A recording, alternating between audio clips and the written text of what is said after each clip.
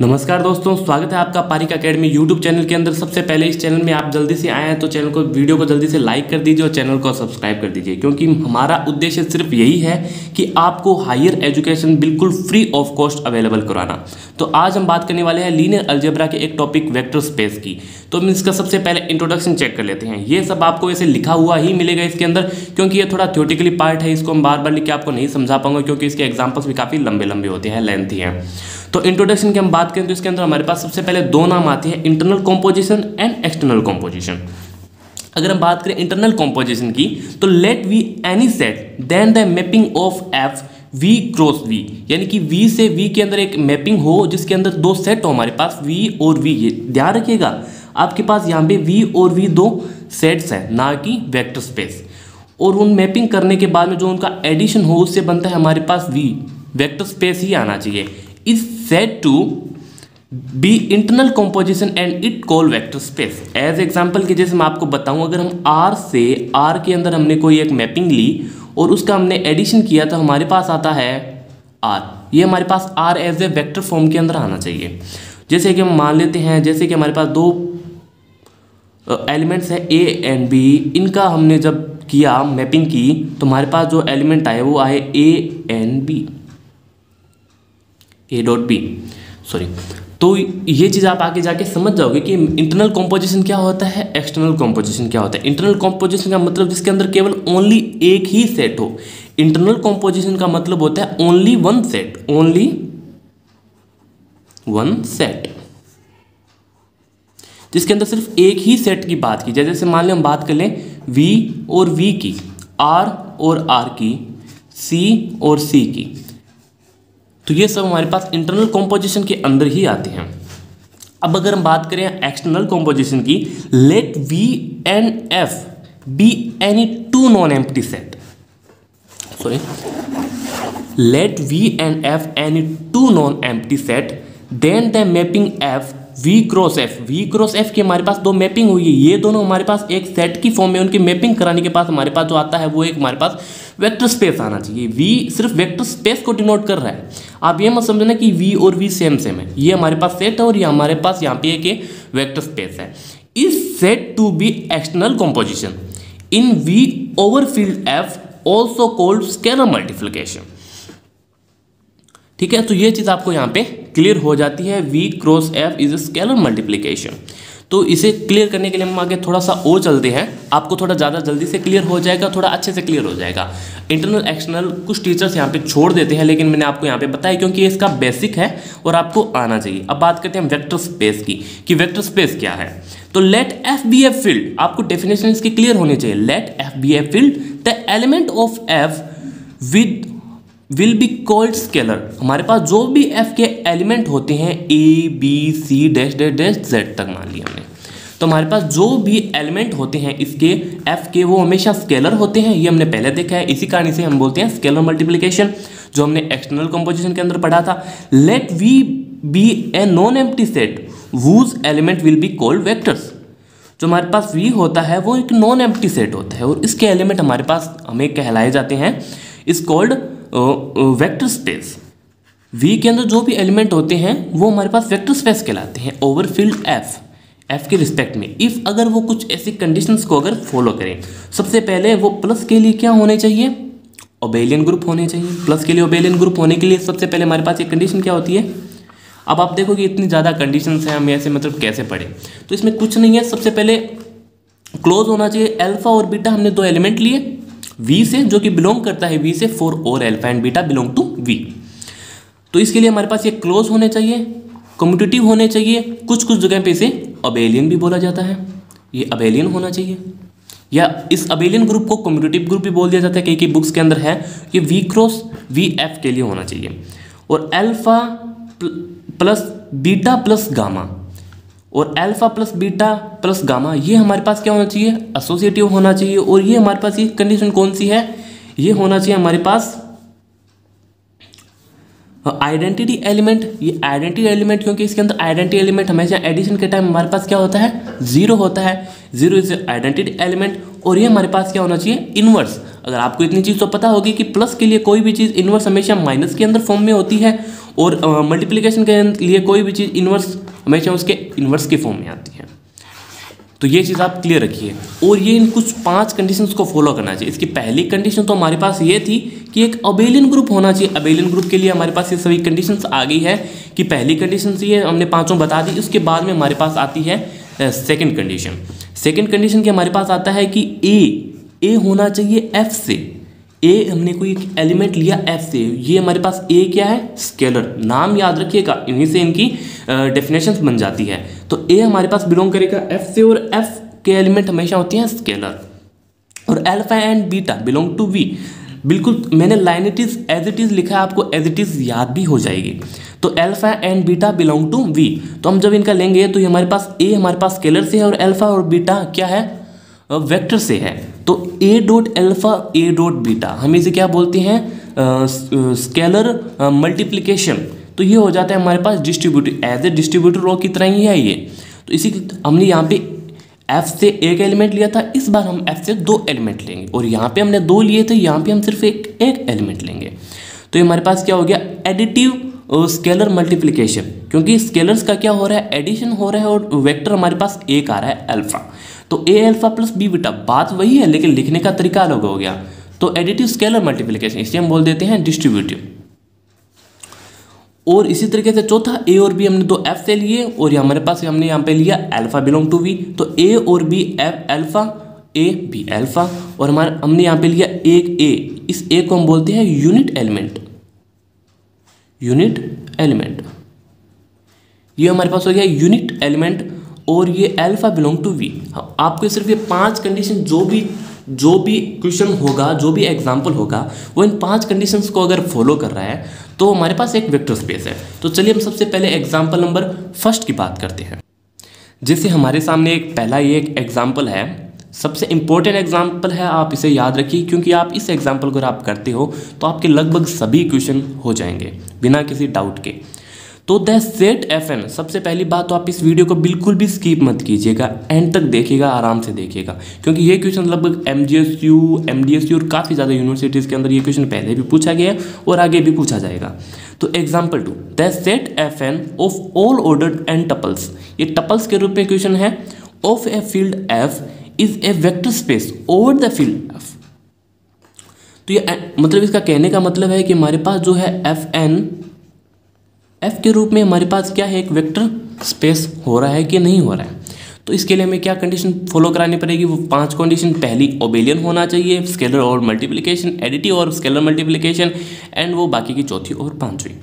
तो एफ को हमने एक फील्ड लिया, और टपल्स के रूप में तो हमने इसके कुछ एलिमेंट ले लिए A1 A2 से AN तक, और ए और सभी जो हैं वो बिलोंग कर रहे हैं एफ को।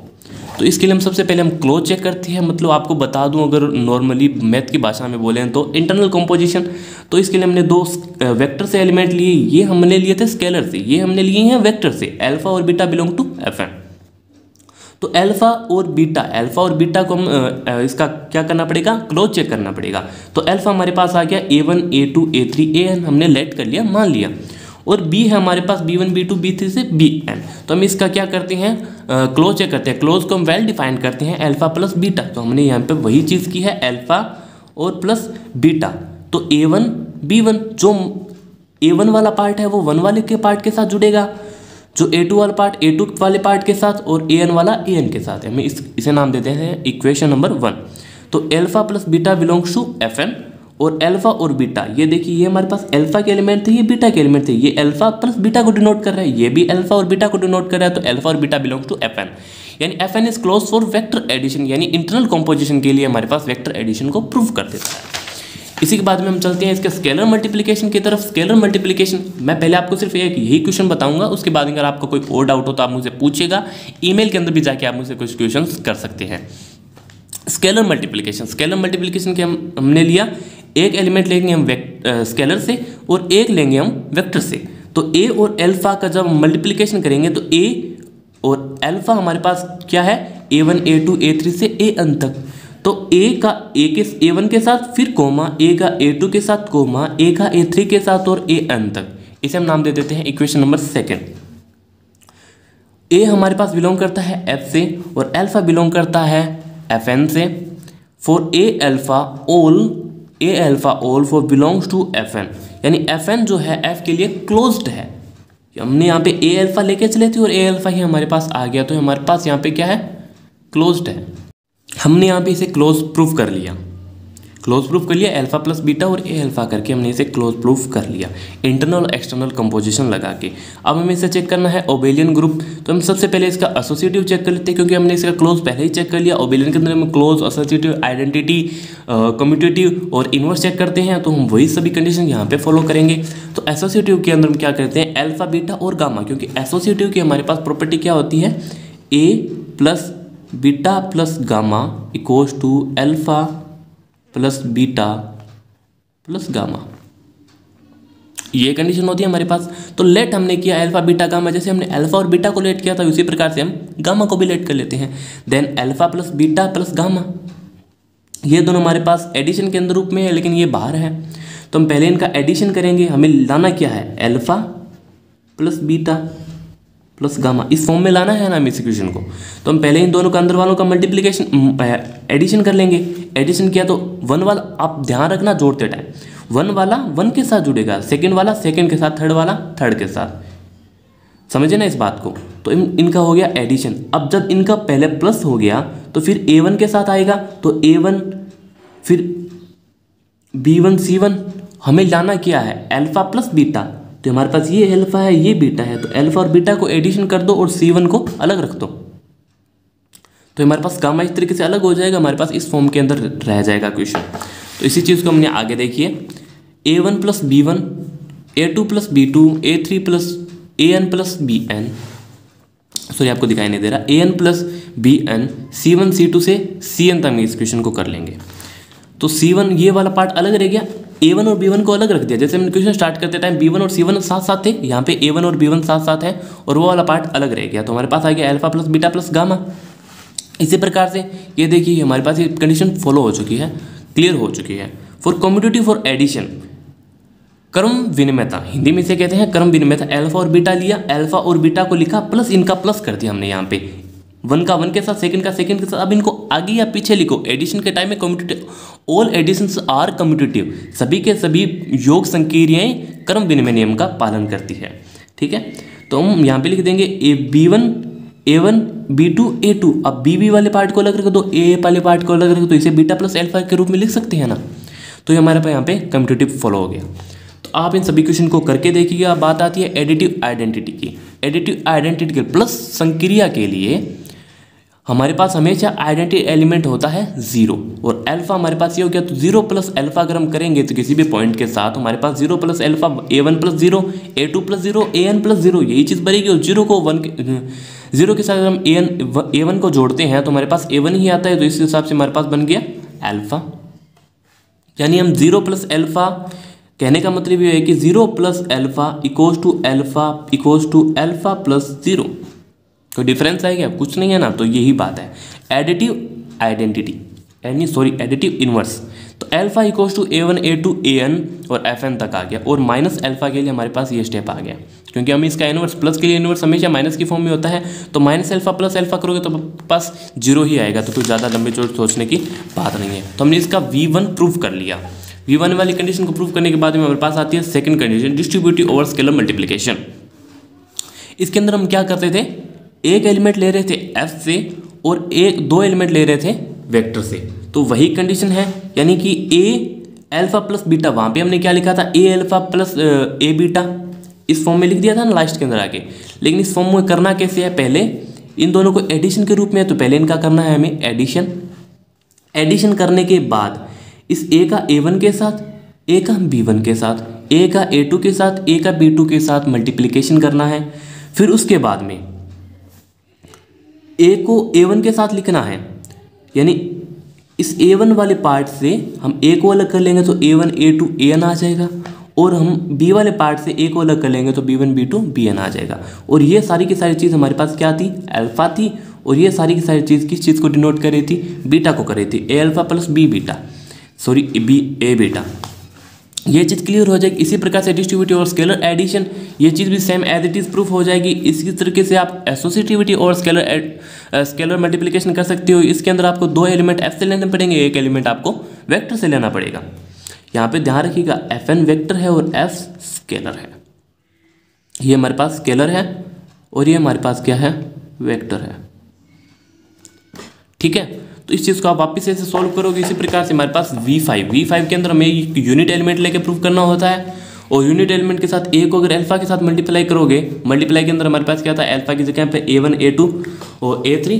तो आप इस चीज़ को अगर आप प्रूव करोगे तो आपके पास ये चीज़ आ जाएगी कि 1 A1 1 A2 1 AN और इस प्रकार से आप पास फाइनल जो आंसर आएगा वो आ जाएगा अल्फा। तो इस चीज़ से हमारे पास क्या चीज़ निकली कि Fn is satisfy all the conditions of vector, कि जो Fn होता है वो वेक्टर की सभी कंडीशन V1 V2 V3 और V5 को अगर प्रूव कर रहा है तो देन ये एक वेक्टर स्पेस है। तो हम लिख सकते हैं कि Fn जो F है इज अ वेक्टर स्पेस। अगर आप और इसी तरीके से आपके पास एक सेकंड क्वेश्चन आ जाता है, जैसे कि M आपको एक मैट्रिक्स के रूप में दिया हुआ है और इसके M और N एक रियल नंबर्स हैं, तो आपको इसे R के अंदर आपको क्या करना पड़ता है, रियल नंबर है तो आपको R के अंदर इसे एक वेक्टर स्पेस प्रूफ करना है। सेम वही कंडीशन होगी, इसके अंदर हमने अल्फा और बीटा ले लिया था, आप यहाँ पे अल्फा और बीटा भी ले सकते हो, A और B भी ले सकते हो वेक्टर के लिए। ठीक है, और इसी प्रकार से आपको एक पॉलिनोमियल क्वेश्चन भी आ जाता है। पॉलिनोमियल क्वेश्चन के अंदर भी आपको कुछ ज़्यादा कुछ नहीं करना, मैं आपको बड़ा बता देता हूँ। जैसे आपके पास एक पॉलिनोमियल क्वेश्चन आ गया इस तरीके से px के रूप में, तो px के रूप में पॉलिनोमियल हमारे पास इस तरीके से होता है कि a0 a1 + x a2 x2 और इस तरीके से an xn। तो इससे आपको क्या पता चला कि a की पावर n से लेके n तक जा रही है, x की पावर भी n तक जा रही है, तो n 0 से लेके इन्फिनिटी तक हो गया। हम इसे किस तरीके से लिखेंगे, इसे वेल डिफाइन करने के लिए हम लिख देंगे कि px और qx, यानी वहाँ पे अल्फा और बीटा लेते हैं लेकिन पॉलिनोमियल में हमेशा इसे p और q से डिनोट करते हैं, स्मॉल p और स्मॉल q। तो an और xn आ गया हमारे पास और हमारे पास आ गया px, a belongs to f। देखिएगा आप यहाँ से ध्यान से, ये हमारे पास स्केलर है और ये हमारे पास वेक्टर है। तो वापिस वही इसका क्लोज चेक किया, स्केलर मल्टीप्लिकेशन के लिए वापस से इसका क्लोज चेक किया हमने, यहाँ पे इसे क्लोज चेक किया है, दोनों का क्लोज चेक करना है। फिर वापस से वही ओबेलियन ग्रुप चेक करना है, एसोसिएटिविटी P Q और R ले लीजिए आप। यहाँ पे R के लिए आप इसे CN के रूप में लिख सकते हैं, या हमारे पास यहाँ पे PAN BN था। फिर वापस वही सेम प्रोसीजर जो हमने क्वेश्चन के अंदर किया था। फिर कम्यूटेटिव के अंदर PX QX पहले आ जाएगा, PX बाद में आ जाएगा। यही चीज़ इसने यहाँ पे प्रूव कर दी। इसी के लिए आपको एडिटिव आइडेंटिटी और यही सभी सेम स्टेप आपको फॉलो करने हैं। सेम स्टेप फॉलो करते हुए आपको आना है स्टेप नंबर 5 पे। 5 पे आपको वही यूनिट एलिमेंट इसका px के साथ करोगे तो क्या आएगा, an a का an के साथ किया, या आपको समेशन का आगे साइन लगाना है, बाकी और कोई चीज़ चेंज नहीं है। an xn लास्ट में आ जाएगा और an xn क्या था हमारे पास, px था। तो इसके अंदर कोई भी आपको कुछ ज़्यादा कुछ नहीं करना, बिल्कुल सिंपल सा टॉपिक है। इसके बाद में हमारे पास एक टॉपिक आएगा वेक्टर सब स्पेस, हम उस टॉपिक को भी क्लियर करेंगे, बेसिस एंड डायमेंशन को भी क्लियर करेंगे और उसके बाद में हम डायगोनलाइजेशन भी क्लियर करेंगे। और उसके अंदर हमारे पास काफ़ी ज़्यादा टॉपिक आएंगे जैसे आइगन मान, eigen values and eigen vectors, हम उस चीज़ को भी क्लियर करेंगे। अगर आपको ये वीडियो अच्छा लगा तो वीडियो को लाइक कर दीजिए, अपने सभी BSc और हायर एजुकेशन वाले स्टूडेंट्स के साथ आप इस वीडियो को शेयर कर दीजिए। और जो भी आपका सुझाव हो, आपको जैसा भी ये वीडियो लगा हो, आप कमेंट के अंदर मुझे बता सकते हैं, जिससे मैं आप थोड़ा सा हमारा लेवल इंक्रीज़ होगा और हम आपको अच्छे से अच्छे वीडियो दे पाएंगे। पहली बार तो ये मेरा फर्स्ट वीडियो है, तो थोड़ा रिकॉर्ड करने में घर पे हूँ अभी, तो थोड़ा सा हो रहा है, लेकिन टाइम टू टाइम हम इसे इम्प्रूव करते रहेंगे। अगर आपको वीडियो अच्छा लगा तो लाइक कर दीजिए और चैनल को सब्सक्राइब कर दीजिए।